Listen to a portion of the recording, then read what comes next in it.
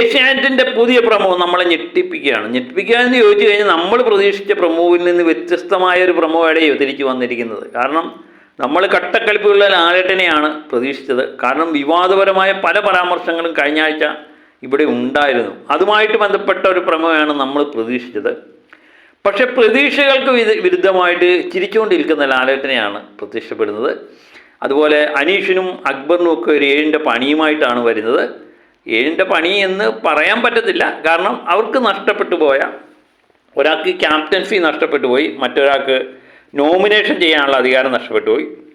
ഇത് രണ്ടും പുതിയ മത്സരാർത്ഥികൾ എടുത്തു കളഞ്ഞതാണ്.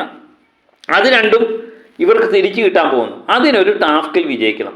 ടാസ്ക് മറ്റൊന്നുമല്ല, കുറച്ച് ശബ്ദങ്ങൾ കേൾപ്പിക്കും. അതിനുശേഷം കുറച്ച് ബാഡ്ജ് പോലെയുള്ള സാധനം കൊടുക്കുന്നു. ആ സ്റ്റിക്കർ കൊണ്ടുവന്ന് ആ ബോർഡിൽ ഒട്ടിക്കണം, ആ കേട്ട ക്രമത്തിൽ. അതാണ് ടാസ്ക്. അതിലാര് വിജയിച്ചു എന്നുള്ളത് വ്യക്തമല്ല. എന്നാലും അനീഷിന് ഭയങ്കര താല്പര്യമാണ് ഈ നോമിനേഷനിലൊക്കെ അനീഷ് വിളങ്ങുന്നതാണ്.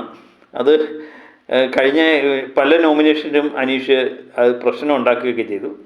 അത് മനസ്സിലാക്കി ആയിരിക്കാം ബിഗ് ബോസ് ആ കാർഡ് കൊടുക്കാൻ തീരുമാനിക്കുന്നത്. അതുപോലെ അക്ബറിന് കഴിഞ്ഞ ക്യാപ്റ്റൻസിയിൽ മത്സരിക്കാൻ പറ്റിയില്ല. അങ്ങനെ അവർക്ക് രണ്ടുപേർക്കും വിഷമമുണ്ട്. അത് മനസ്സിലാക്കി തന്നെ ഇവർ ഈ ഗെയിമിൽ രണ്ടുപേരും കളിക്കുമെന്ന് തന്നെ പ്രതീക്ഷിക്കാം. ആര് ജയിച്ചാലും അവർക്ക് നഷ്ടപ്പെട്ടു പോയ ആ സൗഭാഗ്യം തിരിച്ചു കിട്ടും. അതിനുവേണ്ടി നമുക്ക് കാത്തിരിക്കാം. പുതിയ പ്രൊമോ വരുമ്പം അതിന് മുറയ്ക്ക് നമ്മൾ വീഡിയോയുമായിട്ട് എത്തും വരെ എല്ലാവരും സപ്പോർട്ട് ചെയ്യുക. അപ്പോൾ മറ്റൊരു വീഡിയോയുമായി എത്തും വരെ ഒക്കെ ബൈ.